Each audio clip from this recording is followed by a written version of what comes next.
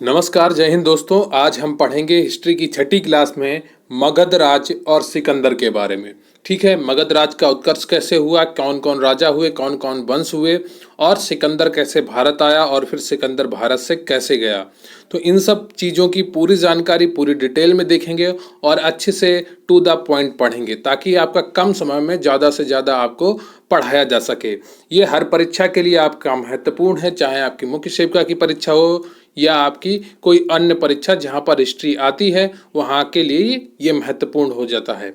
ठीक है, आपको पहले पढ़ा चुका हूँ मैं कई क्लासें, उनको भी आप देखिए। जो हिस्ट्री की पहली 5 क्लासें पढ़ाई हैं, सिंधु घाटी सभ्यता, वैदिक सभ्यता, बौद्ध धर्म, जैन धर्म, इन सब चीज़ों को आप अच्छे से पढ़ लीजिए।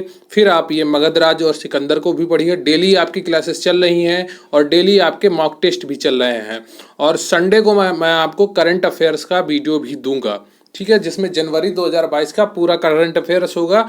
तो आप अच्छे से वीडियो को देखते रहिए। तो चलिए शुरू करते हैं आज का वीडियो।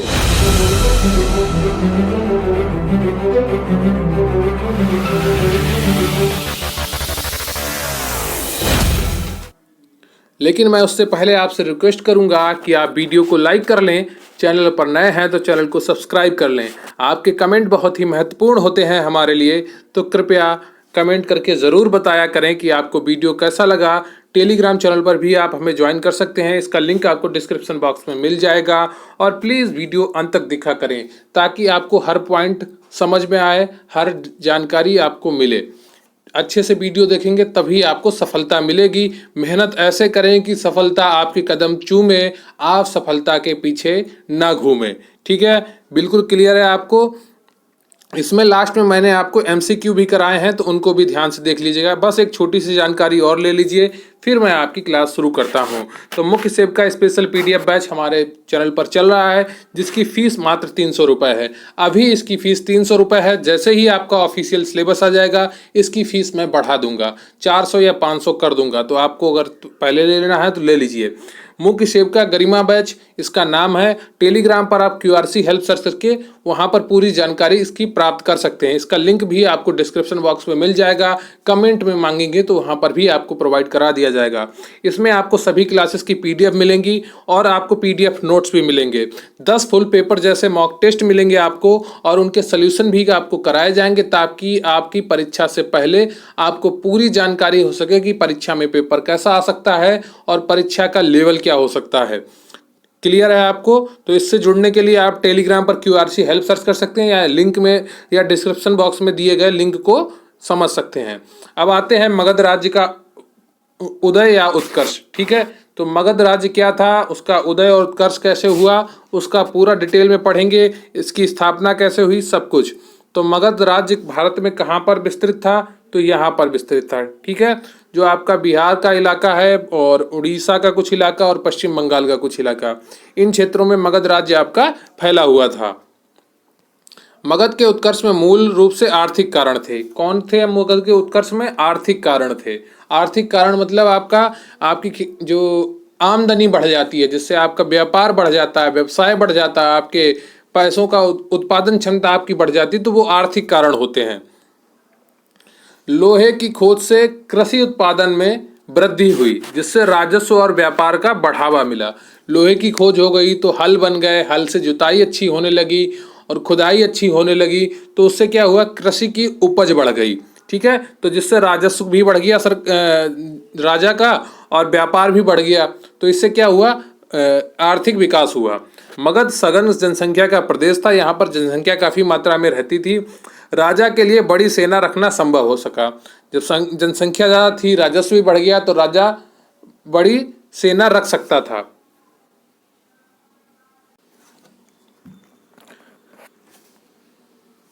तो मगध सघन जनसंख्या का प्रदेश था और राजा के लिए बड़ी सेना रख पाना संभव हुआ। क्यों हुआ? क्योंकि जो राजस्व बढ़ गया था और जनसंख्या भी अधिक थी, तो बड़ी सेना रख पाया। लोहे के हथियारों ने सेना की शक्ति बढ़ा दी। जब लोहा खोज लिया तो उसके हथियार भी बनने लगे, उससे क्या हुआ, सेना की शक्ति भी बढ़ गई। मगध में घने जंगल थे, जिनसे नगरीकरण के लिए लकड़ी और सेना के लिए हाथी प्राप्त हुए। ठीक है, मगध में घने जंगल थे, जिनसे नगरीकरण के लिए लकड़ी और सेना के लिए हाथी प्राप्त हुए। तो जो सबसे पहले से हाथियों का प्रयोग था वो मगध राज्य ने शुरू किया था युद्ध में। अगला टॉपिक है मगध के राजवंश। ठीक है, अब हमने मगध के बारे में एक छोटी सी जानकारी ऊपर ले ली है। अब हम पढ़ेंगे मगध के राजवंश के बारे में। इसका पहला वंश था हर्यक वंश। क्या था? हर्यक वंश। तो हर्यक वंश का संस्थापक बिंबिसार था। उसने राजगृह को मगध की राजधानी बनाया था। ठीक है, लेकिन मगध की जो ये राजवंश जरूर है, लेकिन जो मगध की स्थापना की थी वो बृहद्रथ ने की थी। ठीक है, तो हर्यक वंश का संस्थापक बिंबिसार था। उसने राजगृह को मगध की राजधानी बनाया। जो वास्तविक संस्थापक था वो बिंबिसार को ही माना जाता है मगध का। ठीक है, तो हर्यक वंश का जो संस्थापक बिंबिसार था उसने राजगृह को मगध की राजधानी बनाया। उसने विवाह संबंधों द्वारा अपनी शक्ति को मजबूत किया। तो पहले समय में लोग क्या करते थे कि इधर उधर विवाह कर लिए, तो उससे क्या कर लिया, उससे अपने उनको रिश्तेदार बना लिया और अपने में आपस में जोड़ लिया। इससे क्या ताकत बढ़ जाती थी। तो आज भी कुछ लोग जो पुराने लोग हैं वो यही टैक्टिस अपनाते हैं कि अपने बच्चों का विवाह आसपास ही करते हैं, जिससे क्या होता है कि उनका जो पावर है क्षेत्र में बढ़ जाता है कि ये भी रिश्तेदार है उनके, वो भी रिश्तेदार है उनके, वो भी रिश्तेदार है उनके, तो चारों गाँव में आसपास के उनके पावर बढ़ गई। तो ऐसा लोग काफ़ी करते हैं। उसने विवाह संबंधों द्वारा अपनी शक्ति को मजबूत किया। कौशल की महाकोशला, लिच्छवी की चेलना और मध्य मगध की खेमा उसकी पत्नियां थीं। ठीक है, कौशल की महाकोशला, लिच्छवी की चेलना और मध्य मगध की खेमा उनकी पत्नियां थीं। बिंबिसार बौद्ध धर्म का अनुयायी था। ये आपने बौद्ध धर्म में भी पढ़ा होगा। बिंबिसार प्रथम भारतीय राजा था जिसने प्रशासनिक व्यवस्था पर बल दिया। ठीक है, जो बिंबिसार था वो प्रथम भारतीय राजा था जिसने प्रशासनिक व्यवस्था पर बल दिया। बिंबिसार ने ब्रह्मदत्त को हराकर अंग राज्य को मगध में मिला लिया। ठीक है, ये इंपॉर्टेंट प्रश्न है, ये आप एक बार ध्यान से पढ़ लीजिएगा। बिंबिसार ने ब्रह्मदत्त को हराकर अंग राज्य को मगध में मिला लिया। बिंबिसार ने राजगृह का निर्माण कर उसे अपनी राजधानी बनाया। बिंबिसार ने मगध पर करीब 52 वर्षों तक शासन किया। कितने वर्षों तक? 52 वर्षों तक शासन किया। महात्मा बुद्ध की सेवा में बिंबिसार ने राजवैद्य जीवक को भेजा था। यह आपका यूपीएससी द्वारा पूछा हुआ प्रश्न है, तो इसलिए आप इसको ज्यादा ध्यान से पढ़िएगा कि महात्मा बुद्ध की सेवा में बिंबिसार ने राजवैद्य जीवक को भेजा था। किसको भेजा था? जीवक को भेजा था। बिंबिसार की हत्या उसके पुत्र अजातशत्रु ने कर दी थी। तो यह भी आपके लिए इंपॉर्टेंट पॉइंट है, इसे भी आप ध्यान से पढ़िएगा कि बिंबिसार की हत्या उसके ही पुत्र अजातशत्रु ने कर दी थी। अजातशत्रु 493 ईसा पूर्व में मगध की गद्दी पर बैठा। उसका उपनाम कुड़िक था। वह प्रारंभ में जैन धर्म का अनुयायी था। अजातशत्रु की हत्या उसके पुत्र उदयन ने की और फिर वो शासक बन गया। ठीक है, तो अजातशत्रु की हत्या कर उसका पुत्र उदयन शासक बना था। बिंबिसार की हत्या किसने की? उसके पुत्र अजातशत्रु ने। अजातशत्रु की हत्या किसने की? उदयन ने, और वो शासक बन गया। हर्यक वंश का अंतिम राजा उदयन का पुत्र नागदशक था। तो हर्यक वंश का अंतिम राजा कौन था? उदयन का पुत्र नागदशक था। अगला है आपका टॉपिक शिशुनाग वंश। क्या है? शिशुनाग वंश। तो इस वंश की स्थापना शिशुनाग ने की थी। उसने वैशाली में अपनी राजधानी बनाई। अवंती को जीतकर मगध में मिला लिया। काला शोक उसका पुत्र एवं मगध उत्तराधिकारी था। उसने अपनी राजधानी पाटलिपुत्र को बना लिया। तो काला शोक ने अपनी राजधानी क्या बनाई? पाटलिपुत्र ने। ठीक है, तो इस वंश की स्थापना शिशुनाग ने की थी। उसने वैशाली में अपनी राजधानी बनाई। अवंती को जीतकर मगध में मिला लिया। किसने? शिशुनाग ने। काला शोक उसका पुत्र एवं मगध का उत्तराधिकारी था और काला शोक ने अपनी राजधानी पाटलिपुत्र को पुनः बना लिया। ठीक है, वैशाली से पाटलिपुत्र फिर से बना लिया। अगले 1000 वर्षों तक पाटलिपुत्र भारत में सत्ता का केंद्र बना रहा। ठीक है, जो अगले 1000 वर्ष थे वहां तक पाटलिपुत्र जो था वो भारत में सत्ता का केंद्र बना रहा। काला शोक की हत्या उसी के एक सेवक ने कर दी जिसने नंद वंश की स्थापना की। ठीक है, काला शोक की हत्या उसी के एक सेवक ने कर दी जिसने नंद वंश की स्थापना की। अब पढ़ लेते हैं नंद वंश के बारे में। यह आपका काफी इंपॉर्टेंट वंश है, यहां से भी अक्सर आपसे प्रश्न पूछे जाते हैं, तो ध्यान से पढ़िएगा। महापद्मनंद इस वंश का संस्थापक था। उसने पंजाब से दक्षिण भारत तक के क्षेत्र पर अधिकार कर लिया। किसने? महापद्मनंद ने। महापद्मनंद नंद वंश का संस्थापक था। उसने पंजाब से दक्षिण भारत तक क्षेत्र पर अधिकार कर लिया। महापद्मनंद ने एक राट की उपाधि धारण की। एक राट की उपाधि किसने धारण की? महापद्मनंद ने। यह आपसे भी प्रश्न पूछा जा सकता है। वह जैन मत का अनुयायी था। जैन मत का वह अनुयायी था। उसने कलिंग पर आक्रमण किया, वहां से ऋषभ देव की मूर्तियों को पाटलिपुत्र लाया। तो ऋषभ देव की मूर्ति कलिंग से पाटलिपुत्र कौन लाया? महापद्मनंद लाया। उसके अनेक पुत्रों ने उसके बाद शासन किया, जिसमें घनानंद आखिरी शासक था। इसी समय पर सिकंदर ने भारत पर आक्रमण किया। तो उसके अनेक पुत्रों ने शासन किया, लेकिन जो घनानंद था उसका अंतिम शासक था उस वंश का, और सिकंदर ने उसी समय भारत पर आक्रमण कर दिया। यूनानियों ने घनानंद को अग्रेनिस कहा। क्या कहा? अग्रेनिस कहा। किसने? यूनानियों ने घनानंद को अग्रेनिस कहा। घनानंद की हत्या करके चंद्रगुप्त और चाणक्य ने मौर्य वंश की स्थापना की। घनानंद की हत्या करके चंद्रगुप्त और चाणक्य ने मौर्य वंश की स्थापना की। अब आ जाते हैं, पढ़ते हैं सिकंदर का आक्रमण जब भारत पर हुआ तो उसकी क्या कहानी थी। तो सिकंदर के बारे में पहले थोड़ी जानकारी लेते हैं, फिर उसका पढ़ते हैं। तो सिकंदर का जन्म 356 ईसा पूर्व में हुआ। उसका पिता फिलिप था। उसके पिता क्या नाम था? फिलिप। फिलिप 359 ईसा पूर्व में मकदूनिया का शासक बना। उसकी हत्या 329 ईसा पूर्व में कर दी गई। सिकंदर अरस्तु का शिष्य था। सिकंदर ने भारत विजय का अभियान 326 ईसा पूर्व में प्रारंभ किया, और 326 ईसा पूर्व में ही उसने पोरस के साथ युद्ध किया था। सिकंदर का जो सेनापति था वो सेल्यूकस निकेटर था। कौन था? सेल्यूकस निकेटर था।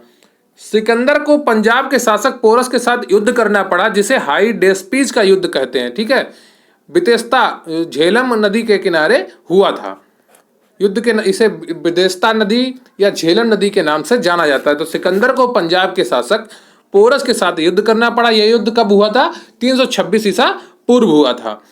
ईसा पूर्व मतलब होता है आप घटते हुए वर्षों में आते हैं, जो बड़ा होगा वो पहले आया होगा। ठीक है, जैसे 326, 325, 324 ऐसे आएगा। और जब हम ईसवी में चलते हैं तो बढ़ते हुए क्रम में चलते हैं, जैसे 1 2 3 4 5 6। और जब आप ईसा पूर्व जाते हैं तो घटते हुए क्रम में जाते हैं। सिकंदर की सेना ने ब्यास नदी के पश्चिमी तट पर पहुंचकर उसे पार करने से इनकार कर दिया। ठीक है, जो सिकंदर की सेना थी उसने ब्यास की नदी के तट पर पहुंची, लेकिन उसे पार करने से उसे इनकार कर दिया, क्योंकि उसकी सेना बहुत ज्यादा थक चुकी थी। सिकंदर स्थल मार्ग द्वारा 325 ईसा पूर्व में भारत से लौट गया। तो सिकंदर जो था वो स्थल मार्ग द्वारा 325 ईसा पूर्व में भारत से लौट गया। सिकंदर की मृत्यु 323 ईसा पूर्व में बेबीलोन में 33 वर्ष की अवस्था में हो गई। तो जो सिकंदर की मृत्यु थी वो 323 ईसा पूर्व में बेबीलोन में 33 वर्ष की अवस्था में हो गई। सिकंदर का प्रिय घोड़ा बहु केफला था। इसी के नाम पर उसने झेलम नदी के तट पर बहु केफला नामक नगर बसाया।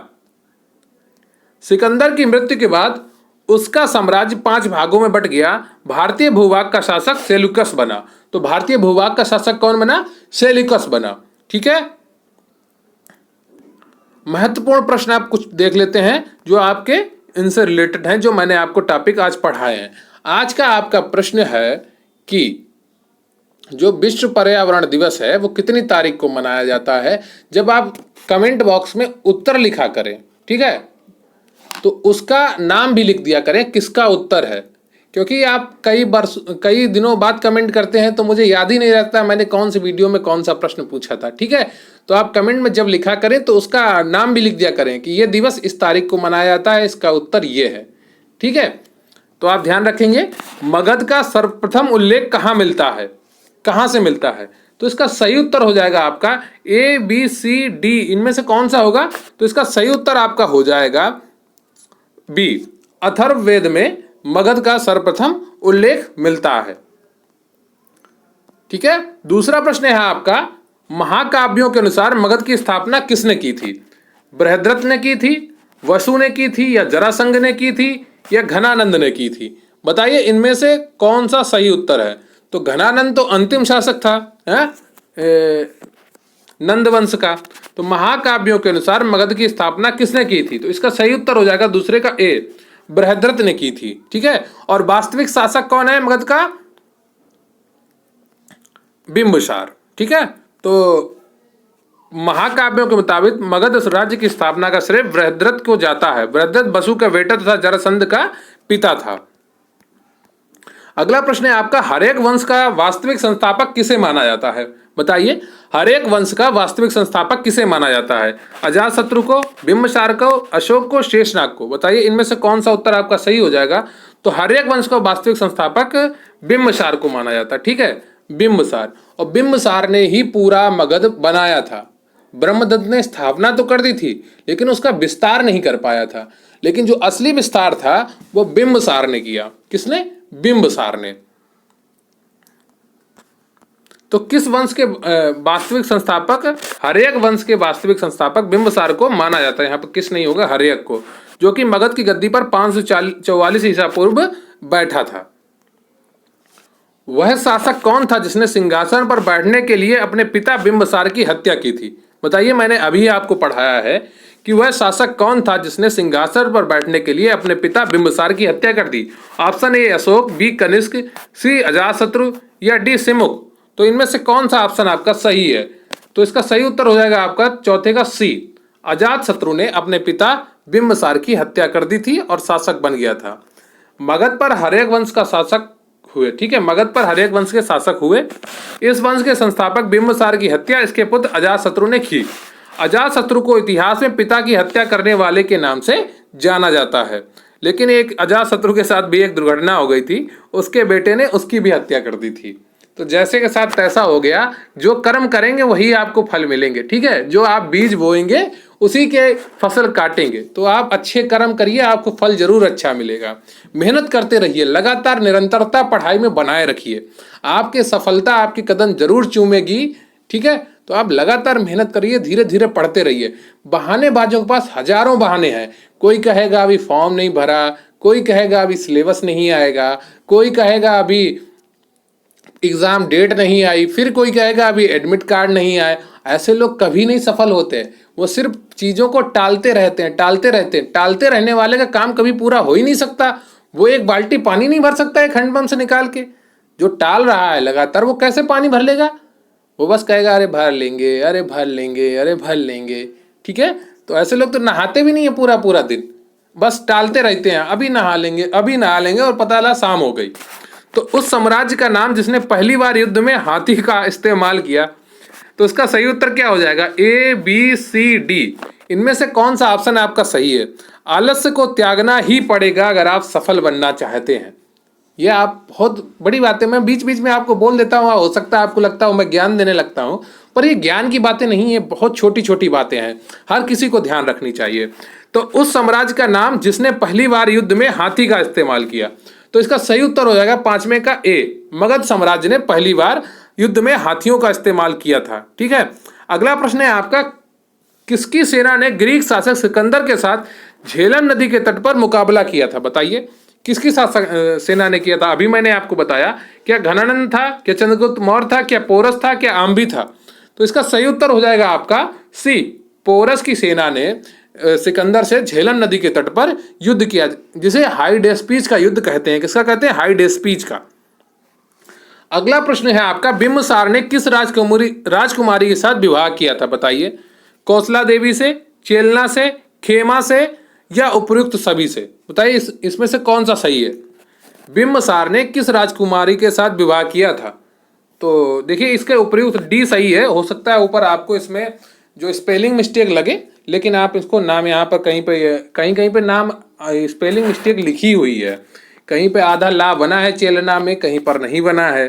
ठीक है, कहीं पर कौशला देवी लिखा है, कहीं पर केवल कौशल लिखा है।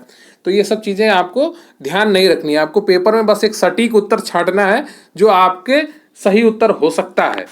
बिंबिसार ने ब्रह्मदत्त को पराजित कर कौन से राज्य पर विजय प्राप्त की? बताइए, अंग पर की, या कौशल पर की, या वज्जी पर की, या अवंती पर की? बताइए कौन सा इसका सही उत्तर है? अभी मैंने आपको बताया, तो आठवें का ए बिल्कुल सही हो जाएगा। बिंबिसार ने ब्रह्मदत्त को पराजित कर अंग राज्य पर विजय प्राप्त की।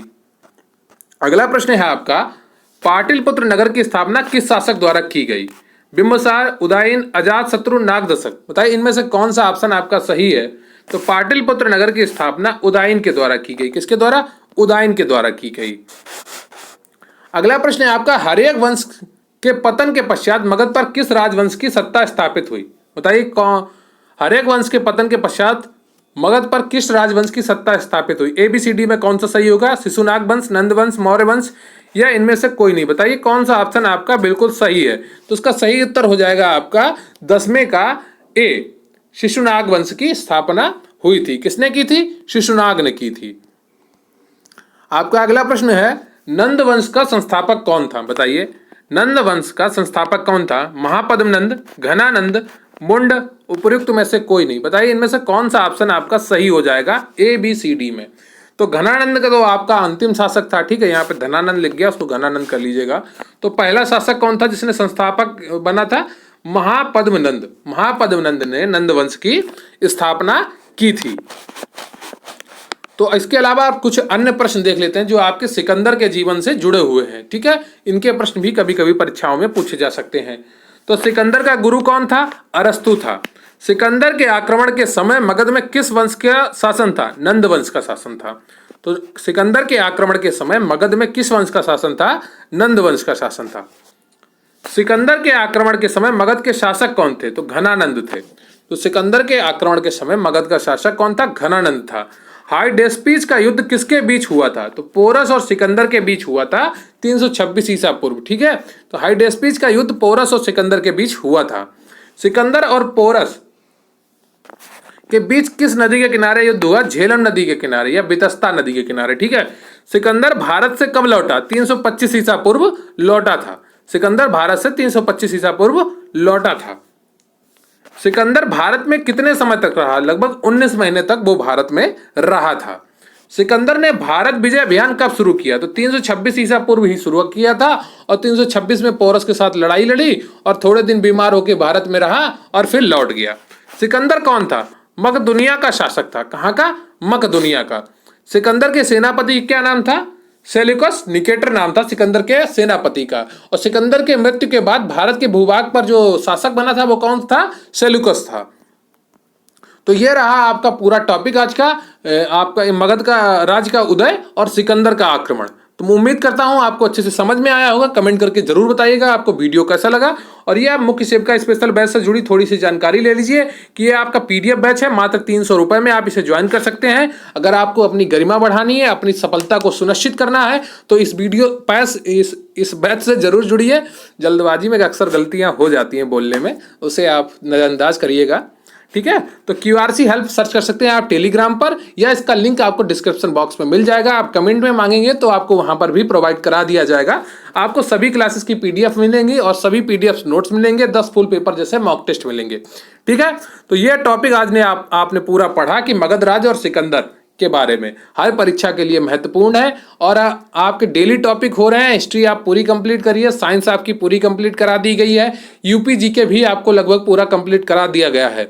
बहुत ही जल्दी आपकी हिंदी की क्लासेस भी साथ में शुरू हो जाएंगी। तो अच्छे से पढ़ते रहिए और मुख्य सेविका गरिमा बैच से जुड़कर अपनी गरिमा को बढ़ाइए नौकरी पाकर। तो थैंक यू वेरी मच। जय हिंद, जय भारत। आज का आपका प्रश्न है कि विश्व पर्यावरण दिवस कब मनाया जाता है? कमेंट बॉक्स में जरूर बताइएगा और साथ में उसका नाम भी लिख दिया करिए तारीख के आगे, ठीक है। तो थैंक यू वेरी मच। जय हिंद, जय भारत। चैनल पर नए हैं तो चैनल को सब्सक्राइब कर लीजिए, वीडियो को लाइक कर लीजिए।